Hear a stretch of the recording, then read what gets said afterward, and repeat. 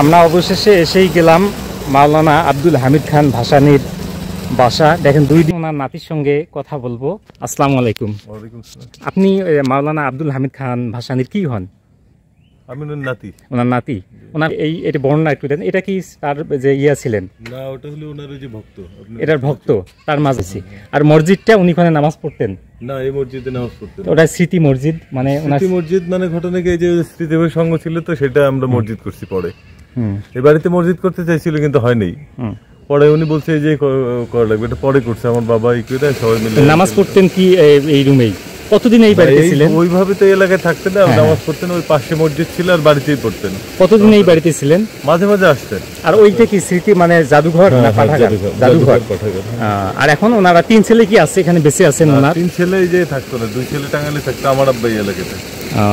তো ধন্যবাদ আপনাকে, অসংখ্য ধন্যবাদ। আপনার সময়টা ইয়ে করলাম। না। হ্যাঁ। পিন্ডির গোলামির জিঞ্জির ছিন্ন করেছি, দিল্লির দাসত্ব করার জন্য নয়। এই কথাটি কে বলেছিলেন জানেন? এই কথাটি বলেছিলেন আমাদের মহান নেতা, মজলুম জননেতা ও কৃষক আন্দোলনের নেতা মাওলানা আব্দুল হামিদ খান ভাসানী। আমরা তাকে কখনো দেখিনি, শুনেছি তার হাজারো ভাষণ ও গৌরবময় ইতিহাসের কথা। আজকে আমরা এই মহামানবের একটি স্মৃতি বিজড়িত বাড়ি দেখব।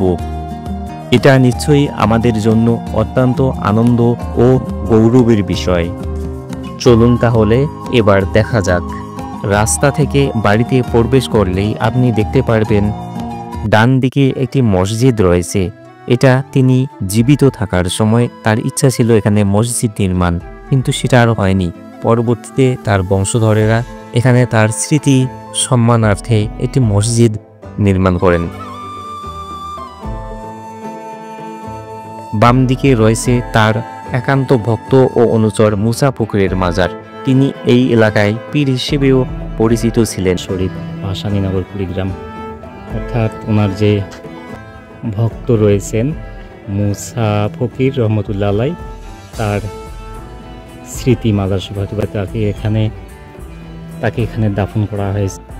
আমরা আরেকটি টিনের ঘরে দেখতে পাচ্ছি একটি ব্যানার। এখানে লেখা আছে মাওলানা ভাসানীর স্মৃতি পাঠাগার ও জাদুঘরের জন্য নির্ধারিত স্থান।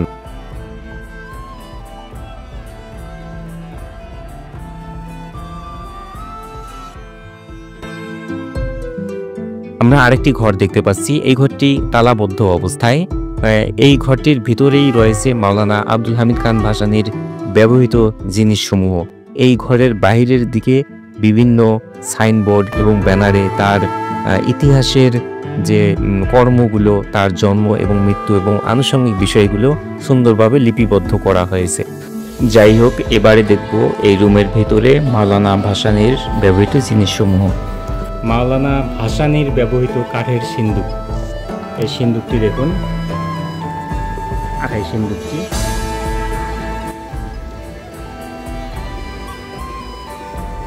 মাওলানার ভাসানীর ব্যবহৃত কাঠের টেবিল 1964।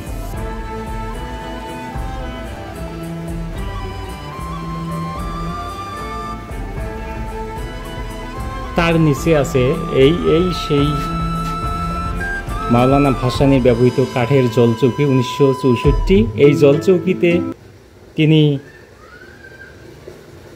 নামাজ,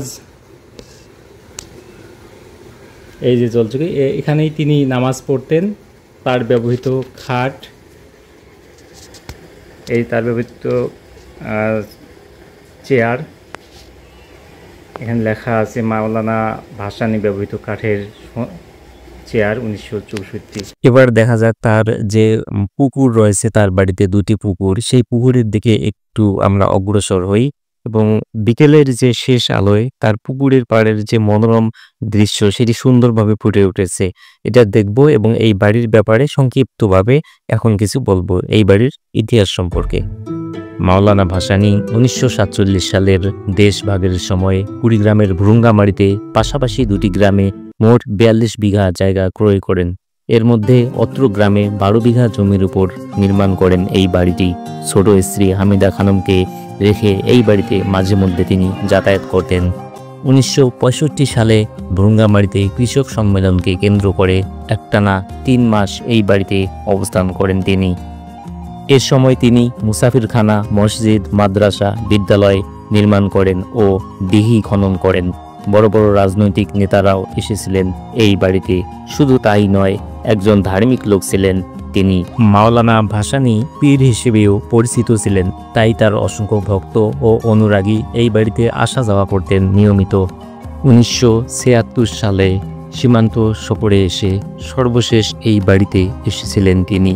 শেষবারের মতো ফৈজে এসে চলে গেলেন, রেখে গেলেন কুড়িগ্রামের বুকে এক টুকরো স্মৃতি। বর্তমানে তার নাতি মনিরুজ্জামান খান ভাসানী তার স্ত্রী সন্তানদের নিয়ে এই বাড়িতে বসবাস করছেন। ভাসানীর নাতি মনিরুজ্জামান খান ভাসানী এবং এলাকাবাসীর দাবি, সরকারের কাছে মাওলানা ভাসানীর স্মৃতি বিজড়িত বাড়িটি যেন যথাযথভাবে সংরক্ষণ করা হয়।